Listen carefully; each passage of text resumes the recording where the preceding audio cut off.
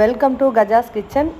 Vinayagar Chaturthi special பால் கொழுக்கட்டை செஞ்சுருக்கேன். வாங்க எப்படி செய்யலான்றதை பார்க்கலாம். இதுக்கு நான் ஒரு கப்பு பச்சரிசி மாவு எடுத்திருக்கேன். இந்த மாவை ஒரு பவுலில் போட்டுக்கலாம். இப்போ கொஞ்சமாக டேஸ்ட்டுக்கு கொஞ்சம் உப்பு சேர்த்திக்கலாம். உப்பு சேர்த்தி மாவை நல்லா கலக்கி விட்டுக்கலாம். சுடு தண்ணியில் இந்த மாவை நம்ம பிசைஞ்சிக்கலாம். தண்ணி சூடாக இருக்கிறதுனால நான் ஃபஸ்ட்டு கரண்டி போட்டு நல்லா கலக்கி விட்டுக்கிறேன். இப்போது நம்மளுக்கு இந்த மாவுக்கு எவ்வளோ தண்ணி வேணுமோ அவ்வளோ விட்டு நல்லா கலக்கி விட்டுக்கோங்க. கொஞ்சம் மாவு நம்ம கை பொறுக்கிற அளவு சூடு ஆன உடனே நல்லா கையில் போட்டு இந்த மாதிரி பிசைஞ்சு எடுத்து வச்சுங்க. இப்போ நம்மளுக்கு கொழுக்கட்டைக்கு தேவையான மாவு ரெடி ஆகிடுச்சு. இந்த மாவை இந்த மாதிரி குட்டி குட்டி உருண்டையாக பிடிச்சி வச்சுக்கலாம். நீங்கள் இந்த மாதிரி உருண்டை ஷேப்லேயும் பண்ணலாம், இல்லை இந்த மாதிரி திரி ஷேப்லேயும் பண்ணலாம்.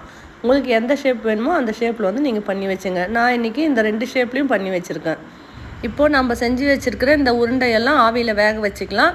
எல்லோரும் ஆஸ் யூஷுவலாக எப்படி செய்வாங்க அப்படின்னா, தண்ணி கொதிக்க வச்சு அதில் நம்ம செஞ்சு வச்சுருக்கிற உருண்டையெல்லாம் போடுவாங்க. பட் நான் இன்றைக்கி ஸ்டீமில் வேக வச்சு தான் செய்ய போகிறேன். அதோட பெனிஃபிட் என்னான்னு பின்னாடி நான் சொல்கிறேன். இப்போது ஒரு 10 நிமிஷம் இந்த உருண்டையெல்லாம் நல்லா வேகட்டும். அதுக்கெல்லாம் நம்ம இந்த பக்கம் வெல்லம், 1 கப் அரிசி மாவுக்கு நான் 1 கப் வெல்லம் எடுத்துருக்கேன். 2 கப் தண்ணி ஊற்றி இதை காய்ச்சி வடிகட்டி எடுத்துக்கலாம். பாகுபதெல்லாம் எதுவும் தேவையில்லை. இப்போது ஒரு தேங்காய் உடைச்சி கொஞ்சம் திருகி எடுத்து வச்சுக்கலாம். கொஞ்சம் தேங்காய் பால் பண்ணிக்கலாம். வெல்லம் கரைஞ்சிடுச்சு. இதை வேறு ஒரு பாத்திரத்துக்கு வடிகட்டி எடுத்துக்கலாம். இப்போ வடிகட்டின வெல்லத்தை கேஸில் சிம்மில் வச்சு ஒரு பக்கம் இருக்கட்டும். இப்போ 10 நிமிஷம் ஆயிடுச்சு. நம்மளுக்கு உருண்டைங்கள்லாம் நல்லா வெந்துடுச்சான்னு பார்த்துடலாம். பாருங்கள், சூப்பராக வெந்துடுச்சு. எவ்வளோ சாஃப்டாக வெந்திருக்கு பாருங்கள். இப்போ இதை ஒரு தட்டுக்கு மாற்றிக்கலாம். இந்த உருண்டைங்களை நம்ம வெல்லத்தில் போட்டுக்கலாம். இப்போ பாருங்கள், எவ்வளோ சூப்பராக வெல்லத்தில் போட்டோன்னே ஒன்று கூட கரையவே இல்லை. உதிரி உதிரியாக நல்லா வந்திருக்கு. நம்ம ஸ்டீமில் வேக வச்சனால தான் நம்மளுக்கு இந்த பெனிஃபிட்டு. நம்ம அப்படியே போட்டோம் அப்படின்னா நம்ம கரைஞ்சிருமோ அப்படின்ற ஒரு பயம் இருக்கும். இந்த மாதிரி நம்ம வேக வச்சு போட்டோம்னா ஒன்றோடு ஒன்று ஒட்டாது. நம்மளுக்கு கலக்கி விட்டாலும் ஒன்றும் ஆகாது. இதுதாங்க அந்த பெனிஃபிட்டு. வெல்லத்தில் 10 நிமிஷம் அந்த உருண்டைங்கள்லாம் நல்லா கொதிக்கட்டும். அப்போ தான் அந்த இனிப்பெல்லாம் நல்லா அந்த உருண்டைக்குள்ளே அப்சர்வ் ஆகும். இப்போது ஒரு 10 நிமிஷம் ஆயிடுச்சு. நம்ம ரெடி பண்ணி வச்சுருக்கிற தேங்காய் பாலை ஆட் பண்ணிக்கலாம். நல்லா கலக்கி விட்டுக்கலாம்.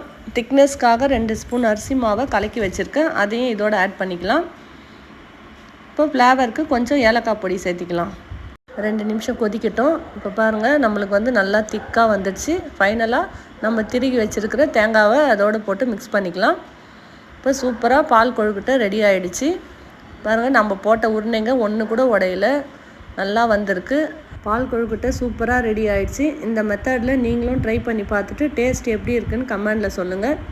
வீடியோ பிடிச்சிருந்தா லைக் பண்ணுங்கள், ஷேர் பண்ணுங்கள், கமெண்ட் பண்ணுங்கள். மறக்காமல் சப்ஸ்கிரைப் பண்ணுங்கள். தேங்க்யூ.